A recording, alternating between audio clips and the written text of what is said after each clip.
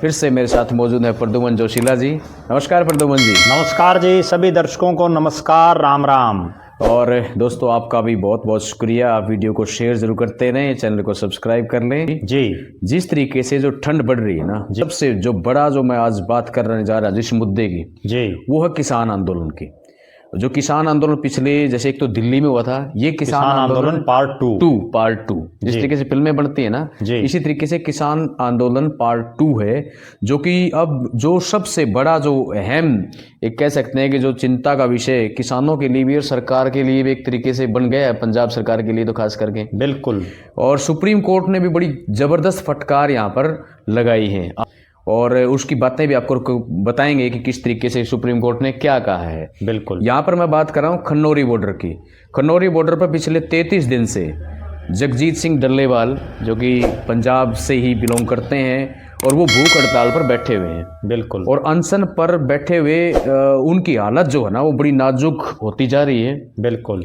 और supreme court ने तक भी कह दिया है कि उसको अस्पताल में शिफ्ट करो जैसे तैसे भी। बिल्कुल। और काफ़ी लंबी चर्चा हुई है, काफ़ी लंबी इसके ऊपर बातचीत हुई है।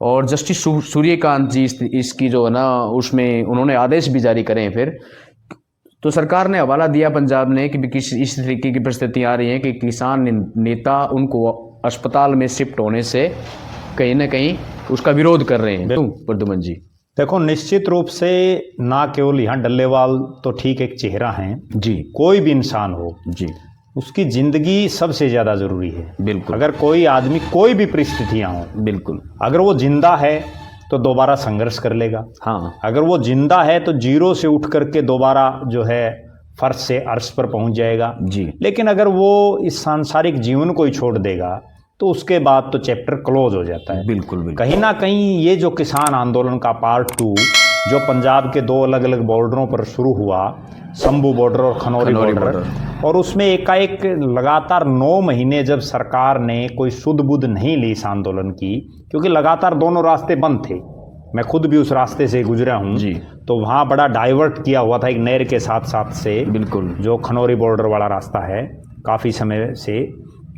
तो वहाँ जो हालात थी वो ये थी कि जब 9 महीने कोई आंदोलन चलते हो जाए और उसके बावजूद सरकार उनकी मांगों को मानना तो दूर, उनकी बात तक ना सुने, ठीक बात है, जो जिम्मेदार लोग हैं, तब कोई ना कोई फैसला आखिरकार उस आंदोलन के जो आगू नेता होते हैं उनको लेना पड़ता है। और उन्होंने ये फैसला लिया। ये फैसला यूं नहीं है कि डल्लेवाल साहब एकदम से आए और उन्होंने किसी को नहीं बताया और वो भूख हड़ताल पर बैठ गए या आमरण अनशन पर बैठ गए। जी बिल्कुल। उससे पहले किसान संगठनों के जो आगू नेता थे उन सब ने एक प्रेस कॉन्फ्रेंस की।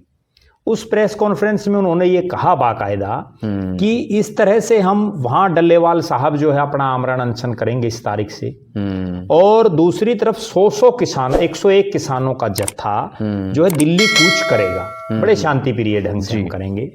तो जब उन्होंने ये सारी चीजें बताई तो आखिर उस समय सरकारें कहाँ थी? वो चाहे पंजाब की सरकार हो भगवंत मान की, चाहे हरियाणा में नायब सिंह सैनी जी की सरकार हो। ठीक है, हरियाणा में ये आंदोलन नहीं है, आंदोलन पंजाब की धरती पर है, लेकिन रास्ते तो हरियाणा के भी बंद हैं। हरियाणा के लोग भी तो उस खनौरी बॉर्डर और शंभू बॉर्डर से नहीं जा सकते। कितने लोग प्रभावित हैं? हजारों लोग। हाँ। मैं एक बड़ी गंभीर बात बताऊं, मेरे पास अंबाला से एक शख्स का फोन आया, कई दिन पहले की बात है। तो वहां अंबाला में कपड़े की बहुत बड़ी मार्केट है। तो उन्होंने ये कहा कि हमारी तो ये हालात होगी जी, हमारे यहाँ जो कर्मचारी रखे हुए हैं इतना मंदा मार्केट में आ गया है कि आधे आधे हमने कर दिए हैं, और वो जो आधे रखे हुए हैं उनकी भी तनख्वाह नहीं दी जा रही। अब ऐसा क्या कारण है? बोला जी हमारे यहाँ पंजाब से ही ग्राहक आते थे, और वो जो शंभू बॉर्डर बंद होने से अब हमारे तो यहाँ कोई ग्राहक ही नहीं आता। ये स्थिति भी पैदा हुई। वही हालात जो नरवाना और इसके आसपास के एरियाज की है। जी बिल्कुल। तो कहीं ना कहीं प्रभावित हरियाणा भी है। ठीक है, पंजाब में आंदोलन आप कर रहे हो। मैं एक बड़ी गंभीर बात बताऊं, पिछला आंदोलन भी तो पंजाब से ही शुरू हुआ था जी। और उसके बाद देखिए आप हरियाणा में क्या हालात हुई। 2 साल तक भारतीय जनता पार्टी के मंत्रियों को, सरकार के नेताओं को गांव में लोगों ने नहीं घुसने दिया जी बिल्कुल। और उसका परिणाम विधानसभा और लोकसभा के चुनाव में भी देखने को मिला था। ठीक है, भले ही नायब सिंह सैनी की तीसरी बार जीत गए, लेकिन उसके पीछे बीजेपी की जीत ना होकर के कांग्रेस के गलत टिकट वितरण कहीं ना कहीं जीत का एक कारण है। आज भी देख सकते हैं, एक गांव है कुरुक्षेत्र से जब जी जाते हैं ना जी, उस रूट के ऊपर जी, तो उस पे साफ तौर पे लिखा हुआ था यहाँ पर है ना जजपा और बीजेपी का। अब बहुत गांव में अब भी वो मिटा नहीं है। हाँ, बहुत जगह पोस्टर लगे हैं, पहली बार लगे हरियाणा के इतिहास में इस तरह से। मुख्यमंत्री तक के हेलीकॉप्टर नहीं उतरने दिए लोगों ने, कितनी बड़ी बात है। कैमला गांव पड़ता है, वहां मुख्यमंत्री मनोहर लाल खट्टर जी का हेलीकॉप्टर नहीं उतरने दिया। सही बात है, कितनी बड़ी बात है। मुख्यमंत्री प्रदेश का, और उसका किसान हेलीकॉप्टर ना उतरने दें। सही बात है। उसके बावजूद अब जो हालात हैं, अब ये एकाएक नई परिस्थितियां पैदा हुई। सरकारों की इंटेलिजेंस भी होती है, सीआईडी भी होती है, सारा सिस्टम है। और हरियाणा में तो जो सीआईडी और जो पुलिस का महकमा वो खुद नायब सिंह सैनी जी के पास है, बिल्कुल, तो उनके पास भी पल पल की रिपोर्टें होंगी जी। पंजाब में भगवंत मान जी, चूंकि जो है अब जिस समय वो आए और उनको अपार बहुमत मिला, उसमें किसान वर्ग का एक बहुत बड़ा वोट बैंक उनको मिला। बिल्कुल, उसके बावजूद वो सुध नहीं ले रहे। ठीक बात। चाहे केंद्र की सरकार हो, जब एक राज्य सरकार कोई सुध नहीं ले रही तो क्या केंद्र के नरेंद्र मोदी जी की सरकार की ये जिम्मेदारी नहीं बनती कि वो जो है पंजाब के मुख्यमंत्री को या पंजाब के गवर्नर को ये पूछे कि आखिर ये क्यों सर्कमस्टांसिस पैदा हुई। जी। सबसे गंभीर बात जो है वो ये है कि कोई आंदोलन है, आंदोलन चल रहा है, 9 महीने उस आंदोलन को हो गए। आप उनकी मांगे माननी है तो आप मानिए, नहीं माननी ना मानिए, लेकिन उसका कहीं ना कहीं आप जो है राउंड टेबल पर बातचीत के लिए तो आइए। कुछ ना कुछ बीच का रास्ता अपना। उसके बाद जब ये 101 किसान दिल्ली की तरफ जा रहे थे तो लगातार वहां जो है आंसू गैस के गोलों से लेकर के पानी की बौछारें तक उनको आगे नहीं बढ़ने दिया गया। इतनी जैसे भारत पाकिस्तान का बॉर्डर, जैसे बॉर्डर जो होता है वो बॉर्डर बना दिया गया, बॉर्डर से भी भयंकर। क्या किसान इस देश के नागरिक नहीं है? ठीक बात। क्या जो किसान, जो 101 किसान, अगर देखो वो हिंसात्मक तरीके से जा रहे हो तो ठीक है, सरकार उनको रोकी, रोकने भी चाहिए। लेकिन अगर वो एक गांधीवादी तरीके से, एक शांति प्रिय ढंग से अपनी एक मांग को लेकर के, और जो जायज मांग है, एमएसपी की मांग को नाजायज भी नहीं है, उस मांग को लेकर के दिल्ली में अगर वो जाना चाह रहे हैं, देश की सरकार को वो बताना चाहते हैं, तो इसमें तो कोई गलत बात भी नहीं है। हाँ, सही बात है। आपको उनको, बल्कि शहर से इससे बढ़िया ये होता कि प्रदेश की सरकार उनको ये कहती कि ठीक है, उनके लिए बसेज भेजती, ये लो आपके लिए लग्जरी या आपके लिए जो भी बस सरकार के पास उपलब्ध है ये बसें भेजिए और आप बैठो और आप दिल्ली जाओ। हाँ। और हम खुद जाएंगे, प्रदेश के मुख्यमंत्री जाते, चलो मैं देश के प्रधानमंत्री से आपको मिलाता हूँ, क्योंकि ऐसे तो किसानों को कोई मिलने नहीं देगा प्रधानमंत्री। बिल्कुल बिल्कुल। तो वहां मिलवाते और इनकी बातचीत कराते। हाँ, या देश के कृषि मंत्री से इनकी बातचीत कराते। लेकिन वो तो किया नहीं, बल्कि वो कील गाड़ने में बिजी रहेंगे सरकारें। कितना खर्चा वहां। आपको एक बड़ी गजब बात मैं दर्शकों को बताऊं, पिछले 9-9.5 महीने से 10 महीने से वहां इतनी फोर्स बैठी है, इतना खर्चा लग रहा है, बिल्कुल, मतलब समझ नहीं आ रहा स्कूलों में वो खर्चा किसका है। स्कूलों में पुलिस ठहराई जा रही है। बिल्कुल, वो खर्चा क्या नायब सिंह सैनी और भगवंत मान की जेब से लग रहा है? वो खर्चा इस प्रदेश की और पंजाब प्रदेश की जनता जो अपने टैक्स से दे रही है। बिल्कुल। और अब उसके बाद उससे भी चिंतनीय स्थिति ये होगी कि एक बुजुर्ग किसान, बुजुर्ग हैं वो, हाँ बुजुर्ग हैं, ठीक है, और वो बीमारी से पीड़ित हैं, बिल्कुल, और वो इतनी कड़ाके की ठंड में, अब पिछले 5-6 दिन से तो ठंड इतनी भयंकर बढ़ गई है कि आम आदमी भी, अगर कोई अनशन वाला छोड़िए, आम आदमी अगर पूरी रात बाहर गुजार दे ना, वो सुबह आपको क्या पता जिंदा मिले ना मिले। सही बात है, ये हालात। बिल्कुल। और वहां जो है किसान बैठे हैं, अकेले जगजीत सिंह डल्लेवाल नहीं बैठे, अकेले जगजीत सिंह डल्लेवाल ठीक है, वो आमरण अनशन पर बैठे, उसके अलावा भी तो वहां सैकड़ों किसान बैठे हैं। सही बात है। अपने घर परिवार, क्या किसी आदमी को, कोई भी हो, उसको अपना घर परिवार छोड़ करके कहीं दूर सुनसान जगह पर बैठना, वो केवल मजबूरी में बैठता है। सही बात है। क्या कभी नायब सिंह सैनी या कभी भगवंत मान या नरेंद्र मोदी जी इस तरह से कड़ाके की सर्दी में कहीं बैठते हैं? ना, बिल्कुल। कहीं देखा हो तो बताओ। बिल्कुल। और जो बोना जानता है ना, वो काटना भी जानता है। निश्चित रूप से ठीक है, सरकार आपकी है, आपको बहुमत मिला है, लेकिन आपका इसका मतलब ये नहीं है कि आप किसान, अन्नदाता किसान, उसकी आप बात ही ना सुनो। हाँ, सही। ठीक है, मानो ना मानो वो सरकार का मामला है, लेकिन कम से कम सुने तो। अब जो हालात है, इनसे कोई इंसान, कोई बुजुर्ग, बिना खाए, एक किसान जी, और वो जो है आमरण अनशन पर है, वो लगातार उसका शरीर डैमेज होता जा रहा है, और लगातार हालात और परिस्थितियां इतनी गंभीर बन चुकी हैं इस कड़ाके की सर्दी में, पता नहीं कब कहां क्या हो जाए। बिल्कुल ठीक। तो उस हालात में भी सरकारें बातचीत नहीं करना चाहती। बिल्कुल। आजकल तो इतनी व्यवस्थाएं हैं कि ठीक है, वो हॉस्पिटलाइज नहीं होना चाहता, मान लो, क्योंकि कोई भी आंदोलनकारी हो, वो आंदोलनकारी हमेशा ये चाहता है, और ये बड़ी एक तार्किक बात भी है कि अगर जगजीत सिंह डल्लेवाल ही हॉस्पिटलाइज हो गए तो वो आंदोलन ही खत्म हो जाएगा। वहाँ उन लोग किस लिए आ रहे हैं अब वहाँ? लोग उन्हीं से तो मिलने के लिए आ रहे हैं, उन्हीं से एक संवेदना प्रकट करने के लिए आ रहे हैं कि हम आपके साथ हैं डल्लेवाल साहब। अगर उनको हॉस्पिटलाइज आपने कर दिया तो उसके बाद हालात ये रहेगी कि वो जो किसान जो हैं वो तितर बितर हो जाएंगे। अब उसका बीच का रास्ता ये हो सकता है, आजकल इतनी सुविधाएं हैं कि सरकार अगर चाहे तो वहां सारी सुविधाएं दी जा सकती हैं टोटली। क्योंकि हमने बहुत बार ये देखा है, कोरोना था, रातों रात हॉस्पिटल बना दिए गए, हिसार में भी बनाया हमारे यहाँ, ठीक है। आज ठीक है, उनका कोई यूज बाद में नहीं हो पाया, लेकिन अगर सरकार चाहे सब कुछ कर सकती है। अगर वो हॉस्पिटलाइज नहीं हो रही तो कम से कम उनके जो आगू लोग हैं उनसे बातचीत करके उनके स्वास्थ्य को मद्देनजर रखते हो, क्योंकि सबसे मेन चीज उनका जीवन, केवल और केवल आदमी का जीवन है। जीवन अगर डल्लेवाल साहब इस संसार में रहेंगे तो फिर संघर्ष कर लेंगे। ठीक बात। किसान आंदोलनकारियों को भी ये समझना चाहिए। और कई बार ऐसा भी होता है कि एक आदमी बैठ जाता है कि मैं आमरण अनशन पर बैठ गया, उसके बाद हालात और परिस्थितियां, हमने बहुत बार ये देखा है कि हालात और परिस्थितियां, अपने हिसार में भी ऐसे कई वाकये हुए हैं, हालात और परिस्थितियां ये बन जाती हैं कि सरकारें उनकी नहीं सुनती। ठीक बात है। तो फिर एक बीच का रास्ता ये निकाला जाता है कि बीच के लोग उनको ये समझाएं, उस आंदोलनकारी को भी, क्योंकि आंदोलनकारी अक्सर जिद के धुन के पक्के होते हैं, वो नहीं समझते। बिल्कुल। लेकिन फिर उनको ये समझाया जाता है कि अगर आप इस संसार में ही नहीं रहोगे तो फिर ऐसे आंदोलन का क्या फायदा है। ठीक बात है। फिर जो है आपकी जगह कौन आंदोलन करेगा। और फिर जो बीच के लोग हैं वो उनका आमरण अनशन तुड़वा देते हैं। अगर अब सरकार नहीं मान रही तो कम से कम ये जो किसान आंदोलन के जो आगू लोग हैं यही कम से कम उन डल्लेवाल साहब को समझाएं कि आपने तार नहीं जागी तो आपसे 10 दिन और कर लेना। कहीं कोई संभावना नजर आ नहीं रही, जिसमें देश का सर्वोच्च न्यायालय सुप्रीम कोर्ट तक लगातार आदेश जारी कर रहा है, उसके बावजूद कुछ नहीं हो पा रहा। ठीक बात है। कहीं ना कहीं किसान संगठनों को भी जी, प्रदेश की सरकारों को भी, केंद्र की सरकार को भी जी, ये तुरंत प्रभाव से जो है सिर्फ एक ही चीज पर फोकस होना चाहिए। अब एमएसपी और आंदोलन वो सेकेंडरी चीज है। सही बात। अब मेन फोकस ये है कि किस तरह से डल्लेवाल साहब की जिंदगी बचाई जाए।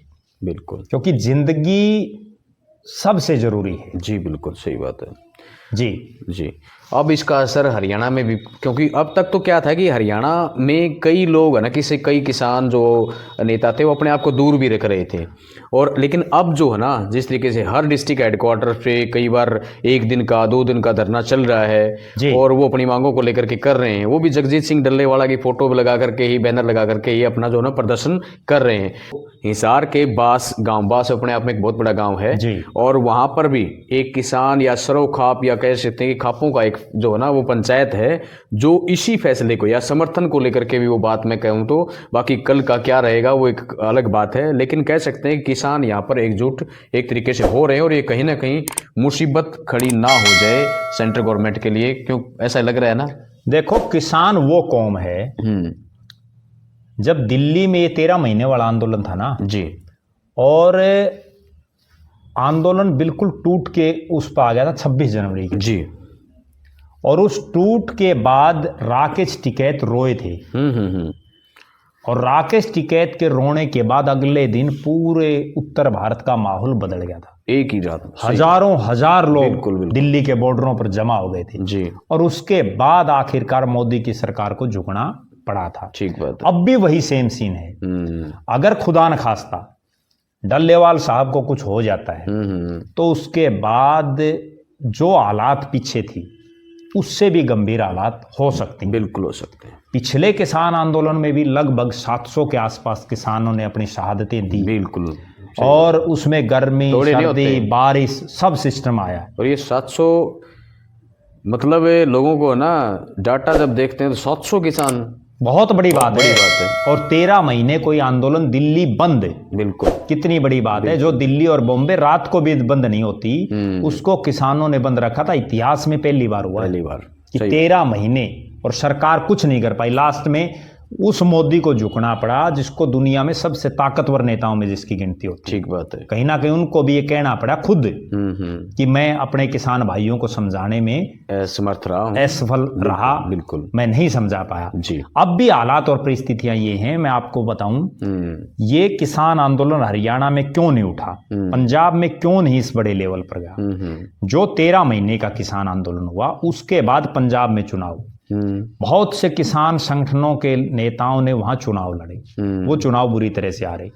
हरियाणा में भी किसान के नेताओं ने चुनाव लड़े, वो भी बुरी तरह से हारे। ठीक बात। पंजाब में आम आदमी पार्टी की सरकार आ गई, हरियाणा में भारतीय जनता पार्टी फिर आ गई। किसान नेताओं के और किसान संगठनों के हौसले डाउन हो गए और उनमें आपस में फूट पड़ गई। ठीक बात है। जो कांग्रेस है ना वो कांग्रेस बन गई, वो एक तरह से आपस में एक दूसरे की टांग खिंचाई करने लगे।